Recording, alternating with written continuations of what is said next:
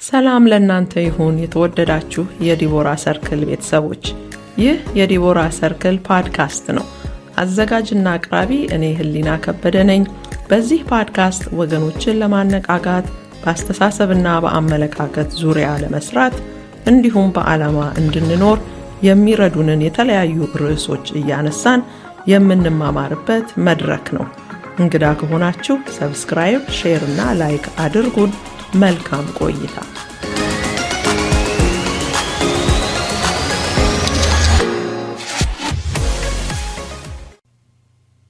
በዛሬው የምንነጋገርበት ርዕስ ካለፈው ሳምንት የቀጠለ ራስን ማወቅ ወይንም ሰልፍ አዌርነስ በሚል የጀመርነውን ክፍል ዛሬ ክፍል 2 እና የመጨረሻውን እንመለከታለን። ትንሽ ሪካፕ ለማድረግ ባለፈው ሳምንት ሰው ራሱን በደንብ ሳያውቅ ምንድነው ሊገጥመው የሚችለው ችግር በሚል ትንሽ ተመልክተን ነበረ። እንዴት ራሱን የማያውቅ ሰው ጥሩ ውሳኔዎችን በህይወቱ መወሰን እንደማይችል፣ ብዙ ነገሮች ደግሞ ብዙ እድሎች እንደሚያመልጡት፣ እንደገና ራሱን የማያውቅ ሰው ማደግ እንደማይችል፣ ራሱን ማሳደግ እንደማይችል፣ ደካማና ጠንካራ ጎኑን ለይቶ ስለማያውቅ በምን አቅጣጫ ላይ እንደሆነ ማደግ ያለበት ስለማያውቅ እንዲሁ በሰመመን እንደሚኖር አይነት ሰው ነው ብለን ተመልክተን ነበረ። እንደገና ራሱን የማያውቅ ሰው ከሌሎች ሰዎች ጋር ባለው ሪሌሽንሽፕ ወይ ግንኙነት ብዙ ኮንፍሊክት ውስጥ እንደሚያልፍ፣ ብዙ ግጭቶች ሊገጥሙት እንደሚችሉ፣ ምክንያቱም ራሱን ስለማያውቅ ሰዎችን እንዴት አፌክት እንደሚያደርግ አያውቅም። ስለዚህ ሰዎችን የመረዳትም ችግር ስለሚኖርበት ብዙ ጊዜ በግጭቶች ውስጥ እንደሚያልፍ ተመልክተን ነበር እና ዛሬ በዚህ በክፍል 2 የምንመለከተው ሰው ራሱን ሲያውቅ ምንድን ነው የሚጠቀመው፣ ምን አይነት ጥቅም ሊያገኝ ይችላል ራሱን በደንብ የሚያውቅ ሰው። እንደገና ደግሞ ሰው እንዴት አድርጎ ነው ራሱንስ በደንብ ለማወቅ የሚችለው፣ ምን አድርጎ ነው በሚለው ዙሪያ የዛሬውን እንመለከትና ይሄንን ርዕስ ዛሬ እንጨርሳለን ማለት ነው። እንግዲህ ራስን ማወቅ በህይወታችን በብዙ አቅጣጫ ይጠቅመናል። ከነዚህ ትንሽ 6 ነጥቦችን እንመለከታለን። እንግዲህ አንድ ሰው ራሱን በደንብ ካወቀ ለማደግ ይችላል። ስለዚህ የመጀመሪያው ጥቅም ለማደግ ይጠቅመናል። ራሳችንን በደንብ ማወቅ እንድናድግ ይጠቅመናል። እንዴት ነው ይሄ የሚጠቅመን? ደካማና ጠንካራ ጎናችንን ካወቅን ደካማ ጎናችንን ለማሻሻል እዛ ላይ እንሰራለን። እንደገና ጠንካራ ጎናችንን ደግሞ በማወቃችን አንደኛ በራሳችን መተማመን ይኖረናል። በዛ ኤሪያ ደግሞ ፍሬያማ ለመሆን ብዙ አንቸገርበትም። ምክንያቱም ኦልሬዲ ጠንካራ ጎን ነው ያ እና እሱ ላይ ለመጨመር ብዙ ልፋት አያስፈልገውም። ኦልሬዲ በተፈጥሮ ያንን ችሎታ ያንን አቢሊቲ እግዚአብሔር ውስጣችን ከቷል። ስለዚህ እኛ ለይተን ኦልሬዲ ይሄ ነገር ጠንካራ ጎኔ ነው ብለን ለይተን ስለምናውቀው በቀላሉ ኤክሴል ማድረግ እንችላለን። በዛ ኤሪያ በቀላሉ ፍሬያማና ውጤታማ ልንሆንበት እንችላለን እና የመጀመሪያው ጥቅም ራስን በደንብ የማወቁ ጥቅም ለማደግ ስለሚረዳን ነው። ሁለተኛው ጥቅም ራሱን በደንብ የሚያውቅ ሰው ዓላማ ያለው ሰው ይሆናል። ዓላማ ያለው ሰው በህይወቱ ምን ማድረግ እንደሚፈልግ፣ እዚች ምድር ላይ ሲኖር ምን አድርጎ ማለፍ እንደሚፈልግ በግልጽ የሚያይ ሰው ነው። ይህ ሰው ዓላማ አለው፣ የሚኖርበት ራዕይ አለው።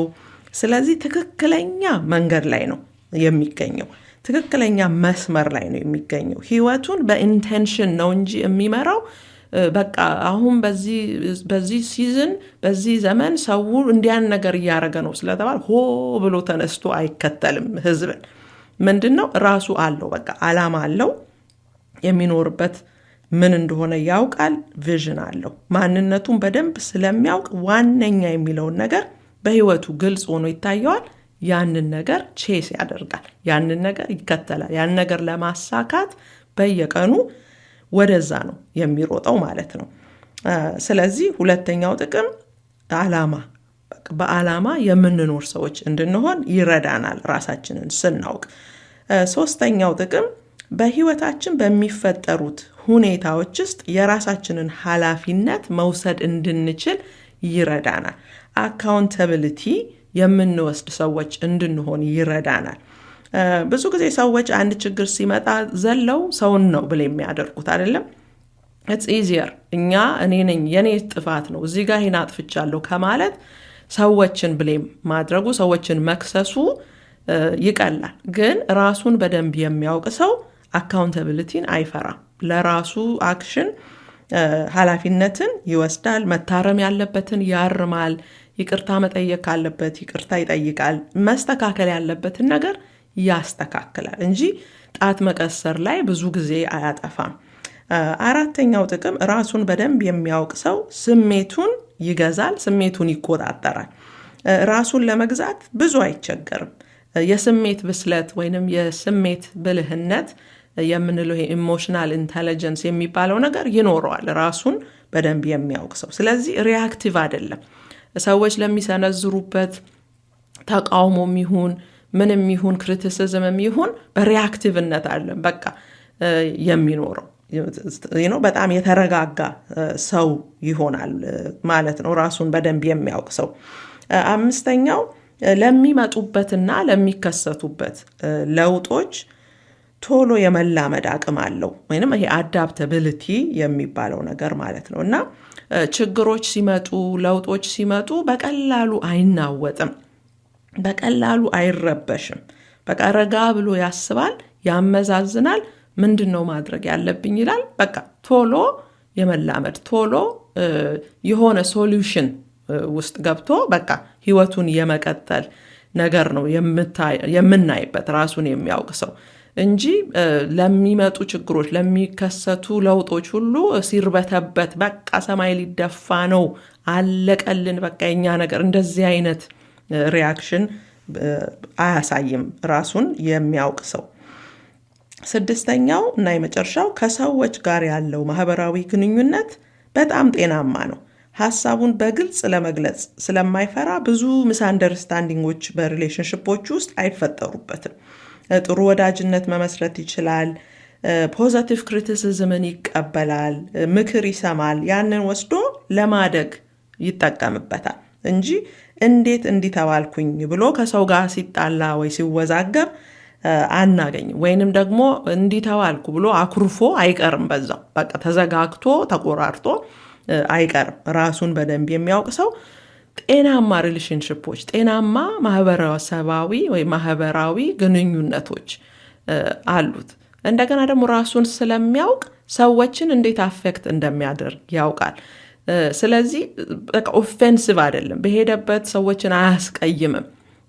የማይሆን ነገር ስለማይናገር የስሜት ብልህነት ስላለው የራሱን ስሜት ብቻ ሳይሆን የሰዎችንም ስሜት ይረዳል እና ሰዎችን በቃ አይገፈታትርም፣ ሰዎችን አያቆስልም፣ ሰዎችን አይጎዳም። በዚህ የተነሳ ራሱን በደንብ የሚያውቅ ሰው ጥሩ ሪሌሽንሺፖች ከብዙ አይነት ሰዎች ጋር ሊኖረው ይችላል ማለት ነው።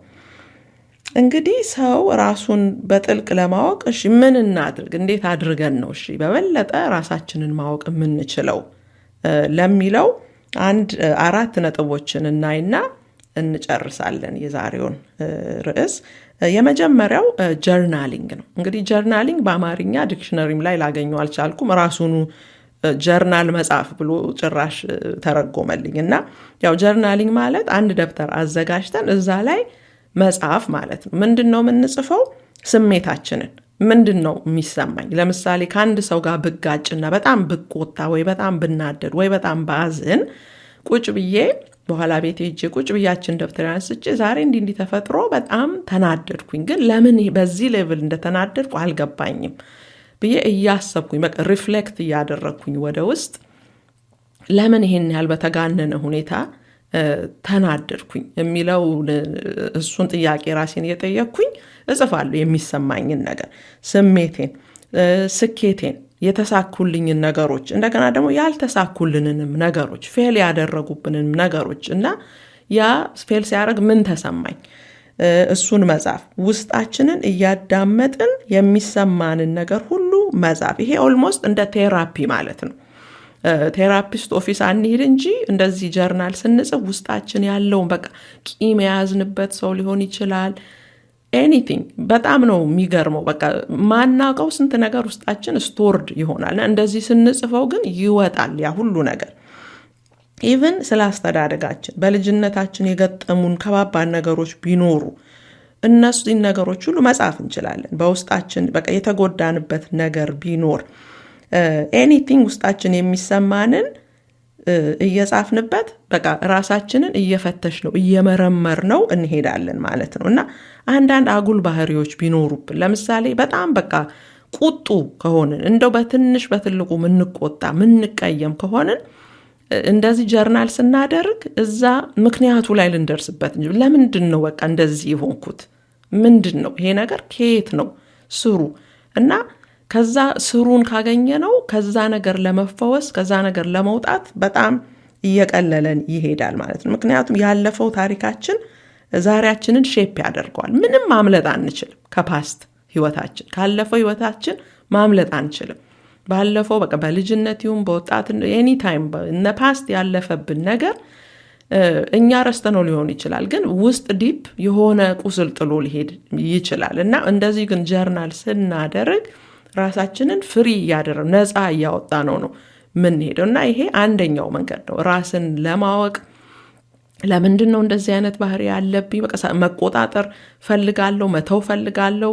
ትንሽ ጊዜ የተወኝ ይመስልና ከዛ ደግሞ ተመልሶ ይመጣል እና አሳዝናለሁ ቤተሰቤን፣ ወይ የትዳር ጓደኛዬን ጎዳለሁ፣ ወይ ቤስት ፍሬንዴን አሳዝናለሁ፣ ወይ እናት አባቴን አሳዝናለሁ፣ ወይ አብሬ ማገለግላቸውን ሰዎች አብሬ የምሰራቸውን ሰዎች በቃ ልቆጣጠረው አልችልም። አልፎ አልፎ ብቅ እያለ ሰዎችን ቧጭሮ የሚሄድ ነገር ውስጥ ያለና ይሄን ነገር እንዴት ነው ልደርስበት ምችለው? ጀርናል ስናደርግ በጣም ብዙ ነገሮች ከውስጣችን እየወጡልን ሊሄዱ ይችላሉና ራሳችን ለካ እንዲህ ነው ለካ ለዚህ ነው እንዲህ መሆነው የሚለው ጋር ልንደርስ እንችላለን እና ይሄ በጣም ሬኮመንድ የሚደረግ ነው። ቆንጆ የምታምር ደብተር እንኳን ገዝተን ሞቲቬትድ እንድንሆን በቃ በየጊዜው የሆነ ታይም ወስደን ለብቻችን ሆነን ብንፈልግ ቤታችን ብንፈልግ ፓርክ ሄደን ብንፈልግ ኮፊ ሾፕ ሄደን በቃ እንደዚህ አይነት ፕራክቲስ ብንጀምር አንድ በጣም ሊረዳን የሚችል መንገድ ነው ይሄ ራሳችንን በደንብ ለማወቅ። ሁለተኛው ራሳችንን ማወቂያ መንገድ ፐርሰናሊቲ ቴስቶችን መውሰድ።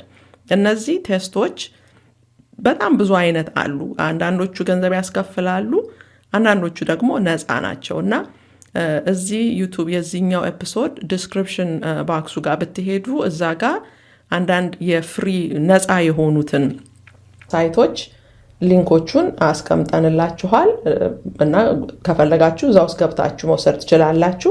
አንዳንዱ ደግሞ የሚያስከፍል ነው፣ ግን አትሊስት ነፃዎቹን መሞከር አይከፋም። እና እነዚህ ፐርሰናሊቲ ቴስቶች ጥቅማቸው ምንድን ነው? አንደኛ ጠንካራና ደካማ ጎናችንን ግልጽ አድርገው ሊያሳዩን ይችላሉ።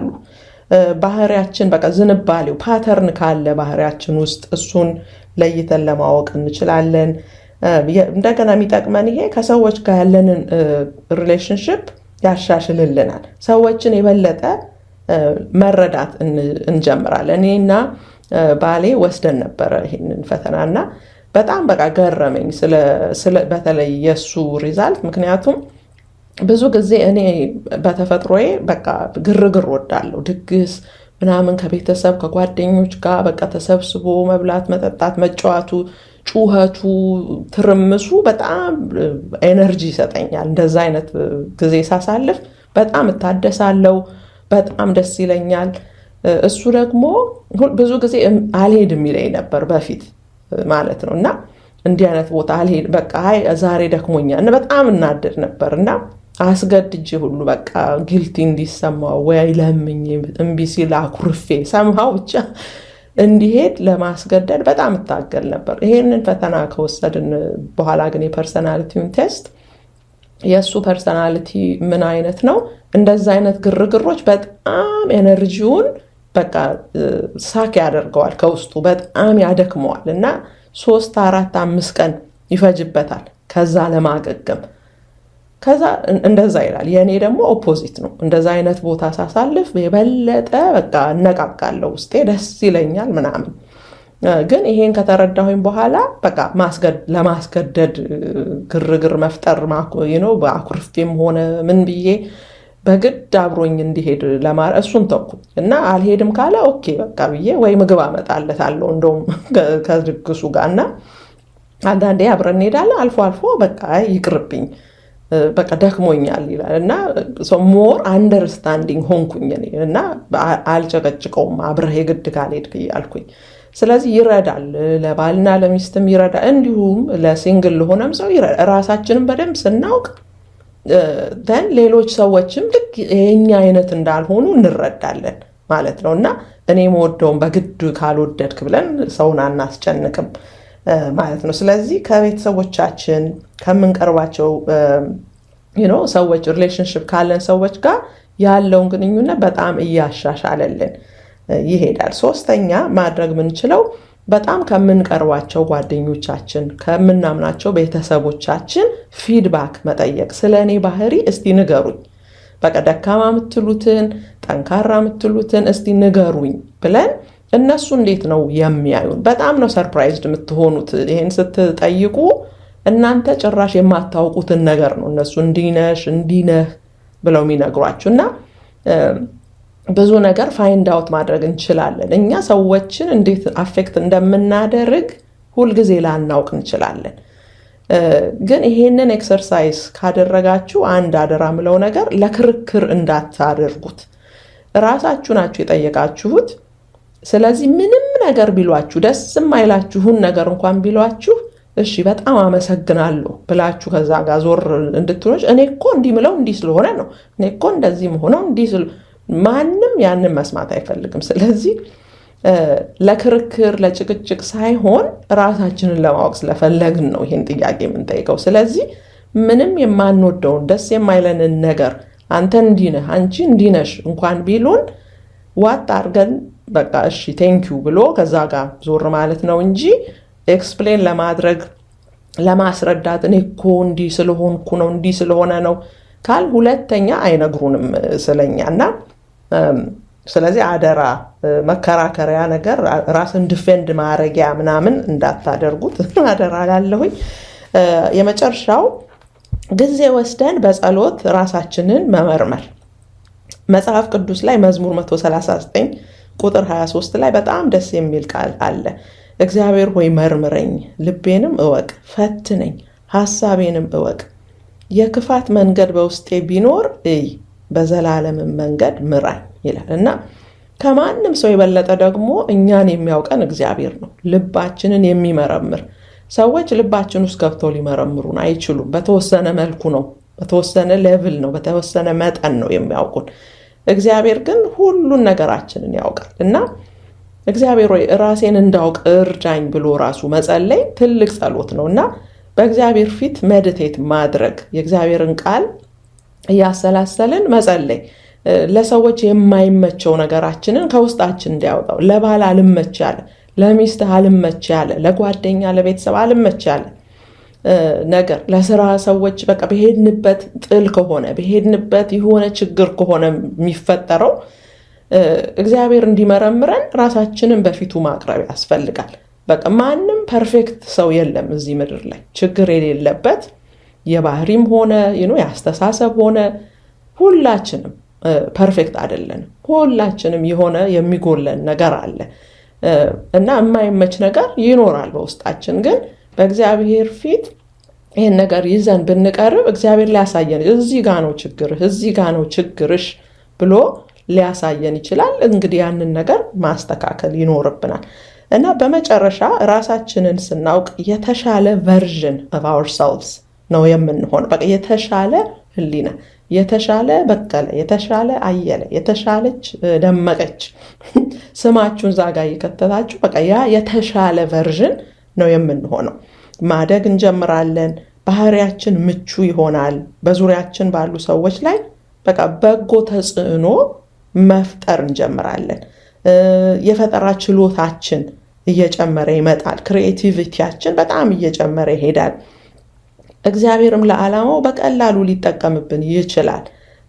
በእኛ ህይወት ለመስራት አይቸገርም። ስለዚህ በጣም ብዙ ጥቅሞች ስላለው እስቲ ሁላችንም በቃ ራሳችንን እንፈትሽ፣ ራሳችንን እንመርምር። በምን ያህል ሌቭል ነው ራሴን የሚያውቀው የሚለውን ጥያቄ እንጠይቅና እርምጃ እንውሰድ። እርግጠኛ ነኝ ብዙዎቻችሁ በዚህ ኤፒሶድ ተጠቅማችኋል። እንግዲህ ለሌሎች ሼር አድርጉ፣ ላይክ አድርጉ፣ ኮሜንትም ጻፉልን። ሰብስክራይብም ካላደረጋችሁ አድርጉ ቻናላችን እንዲያድግ። በሚቀጥለው ሳምንት ደግሞ በሌላ ርዕስ ስለምንገናኝ አብራችሁን ስለቆያችሁ እናመሰግናለን። ጌታ ይባርካችሁ።